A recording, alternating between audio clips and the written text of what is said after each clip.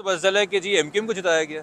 नहीं नहीं, एमक्यूएम को जिताया गया, उसके पास तो थी सीटें ही नहीं थी जितने रिजल्ट उनके अनाउंस कर दिए गए, लेकिन हुकूमत तो भुट्टो के बनने जा रही नहीं, है वो तो ना। आप फिर पूरे सिंध की बात करें ना, सिर्फ कराची की बात नहीं कर रहे। और उसके अंदर देखिए, जब तक आप सिर्फ कराची पे फोकस करेंगे, सिंध के अंदर सीएम तो पीपल्स पार्टी का आएगा। जो मेरी बुनियादी शिकायत पाकिस्तान की तमाम मुल्क गिर सियासी पार्टियों से है, चाहे वो तहरीक इंसाफ हो, चाहे वो नून लीग हो, कराची के बाहर उस तरह की तवज्जो दी नहीं जाती, मैदान खाली छोड़ा जाता है। गोटकी के एक जलसे और दादू के 2 जलसों से आप सिंध जो है क्लेम नहीं कर सकते कि आपने नुमाइंदगी दे दी है। कराची से शुरू होता है और जैकोबाबाद पे ख़त्म होता है। 29 के करीब अजला है सिंध के अंदर।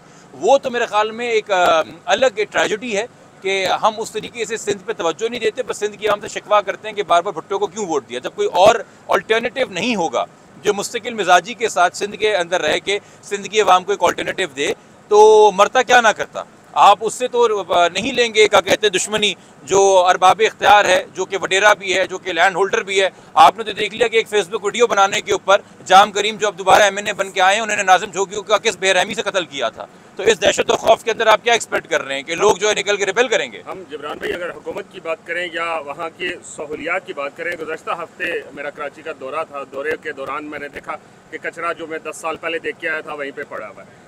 अब दावे तो बहुत सारे लोग करते हैं, लेकिन कराची को साफ कैसे किया जाएगा? कौन सा ऐसा लीडर आएगा, कौन सा ऐसा मेयर आएगा, कौन सा वजीर आला आएगा जो कराची के मसाइल को हल करेगा? देखिए जी, पीपल्स पार्टी ये कहती है कि कराची को पिंजरे में बंद रखो, और अगर हमें मेयर बनाओगे, हमें सीएम बनाओगे, हमें सारी सीटें दोगे, तो ही हम इस पिंजरे की चाबी देंगे, वरना हम इस पिंजरे की चाबी कहीं दूर तालाब में फेंक देंगे, आपको मिलेगी नहीं। मैं आपको ये मिसाल यूँ दे रहा हूँ कि हमारे यहाँ मुस्तफा कमाल साहब के दौर के अंदर सारे काम हो रहे थे ना कराची में। क्यों हो रहे थे? क्योंकि एक ही बिल्डिंग में केडीए था, एक ही बिल्डिंग में मली डेवलपमेंट अथॉरिटी थी, एक ही बिल्डिंग में लियारी डेवलपमेंट अथॉरिटी थी, एक ही बिल्डिंग के अंदर कचरा, सैनिटेशन, सीवरेज सब समेट गया था। आपने 2010 के बाद से तमाम तर इदारे अलग किए, तमाम तर लैंड डेवलपमेंट अथॉरिटी अलग की। 2013 का कानून लेके आई पीपल्स पार्टी की हुकूमत, उसमें आपने आधे से ज़्यादा इख्तियारात ले लिए। वसीम अख्तर जो मेयर थे कराची के, वो रोना गलत नहीं रोते थे। ये कचरा भी बल्दियात का तस्वुर क्या आता है? ये कचरा ही उठाएंगे ना, आप गटर की नालियाँ ठीक करेंगे। आपने अलग अलग ऑटोनमस बोर्ड बना दिए। किस जमात ने बनाए? जो जमहूरियत के दाई हैं। किस जमात ने बनाए? जो अपने आप को बानियाने आईने पाकिस्तान कहते हैं।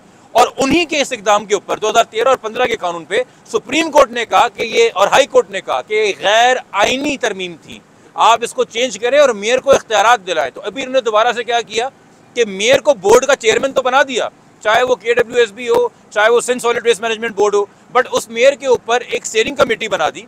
यानी कि बजट जो है वो अभी भी लोकल बॉडी मिनिस्टर देता है और हर 6 महीने बाद अप्रूव करता है। तो कराची का मेयर 6 महीने से आगे की प्लानिंग नहीं कर सकता कराची के लिए। सर ये इसलिए होता है चूंकि जब आप इजारादारी के ख्वाहिशमंद हो मगर सिर्फ लिबादा जमहूरियत का पहनते हो, तो तब ऐसा होता है। तो ये जमहूरियत के दाई हैं, मगर जमहूरियत तो इनको दूर से गुजरी नहीं, इनको छूके। जिब्रान भाई, कराची की 23 सीटें हैं, 17 एमक्यूएम में 22 सीटें जी, 22 सीटें हैं और 17 एमक्यूएम में बांट दी गई, 5 या 6 पीपल पार्टी में बांट दी गई।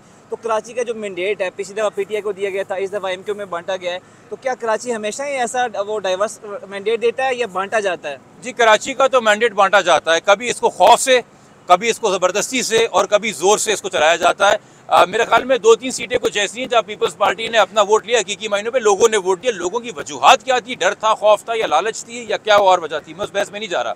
मगर जो 17 सीटें एमक्यूएम को दी गई हैं, उसमें जो फॉर्म 45 हमारे पास आए हैं, उसके ऊपर तो तमाम कंपीटिंग कैंडिडेट्स कह रहे हैं कि जी तो चौथी और 5वीं नंबर की जमात थी।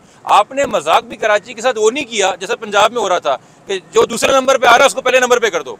यहाँ तो आपने जो चौथे और 5वें नंबर पर आ रहा था, चूँकि आपने ये पहले तय कर लिया था कि जिताना आपने एमक्यूएम को है। आपने ये नहीं देखना कि एमक्यूएम को वोट क्यों मिल रहा है। क्यों? क्योंकि एमक्यूएम की हालत आपने वो कर दी 2016 के बाद। पहले भी कमजोर थी, अब ज्यादा कॉम्प्रोमाइज हो गई कि एक इशारे पे ट्रेजरी बेंच, एक इशारे पे नाराज, एक इशारे पे अपोजिशन बेंच। तो ये 17 का फिगर बड़ा अहम रहेगा। ये जो आप बनाने जा रहे हैं ना मखलूत हुकूमत तमाम तर लोगों को, तो ये 17 का फिगर आप पीटीआई को दे देते तो पीपल्स पार्टी और नून लीग तो आपस में मामला तय कर लेती। आपने बीच में एक तीसरा छोड़ना था जो आपके कंट्रोल में रहे और आपसे मुराद एस्टैब्लिशमेंट के कंट्रोल के अंदर रहे। तो इसलिए आपने एमक्यूएम का पलड़ा भारी किया है और इसका खमियाजा जो है वो कराची भुगत रही है। चूँकि एमक्यूएम रही है कराची के अंदर, बहुत पुरानी जमात रही है, बहुत काम भी करती रही है अपने दौर में।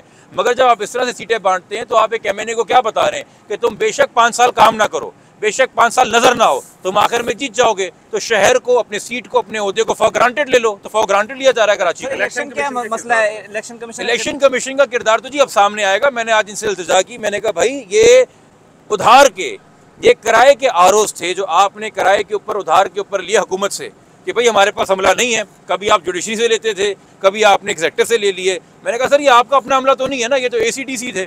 अब इनका किया हुआ सारे गुनाह आप अपने सर क्यों मलना चाहते हैं?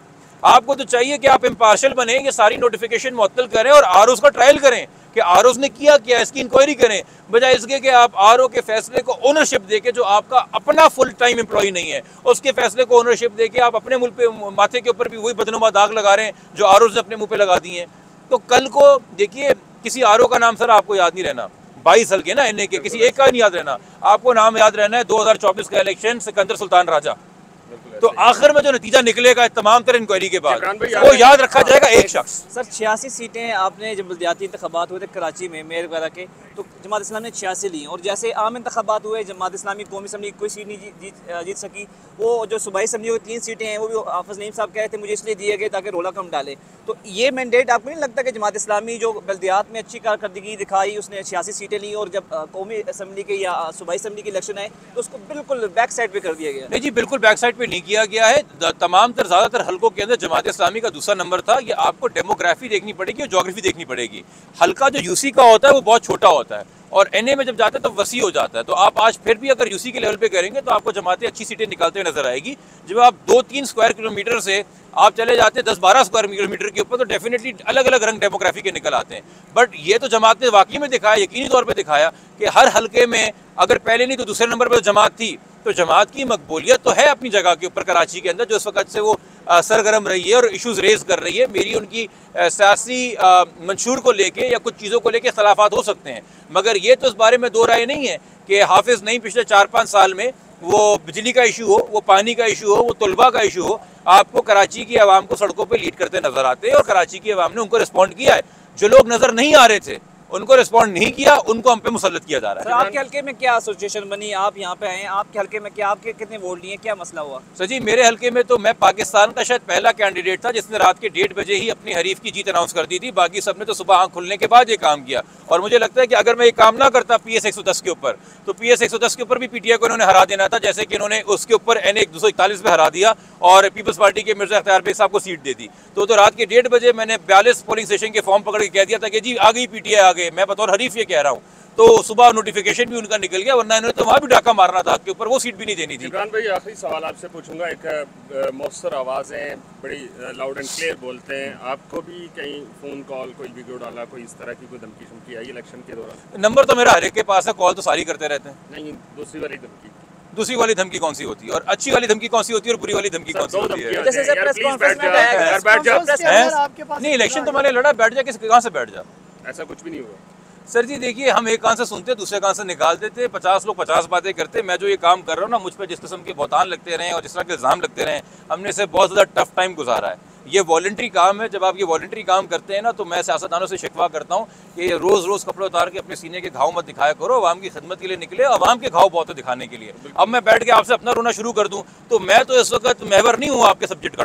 टॉपिक इस वक्त इलेक्शन है, 24 करोड़ आवाम है, जिब्रान नासिर नहीं है, तो जिब्रान नासिर को टॉपिक ना बनाओ। जिब्रान नासिर जिनको टॉपिक बना रहा है उनको टॉपिक रहने दो। बहुत शुक्रिया, ठीक है।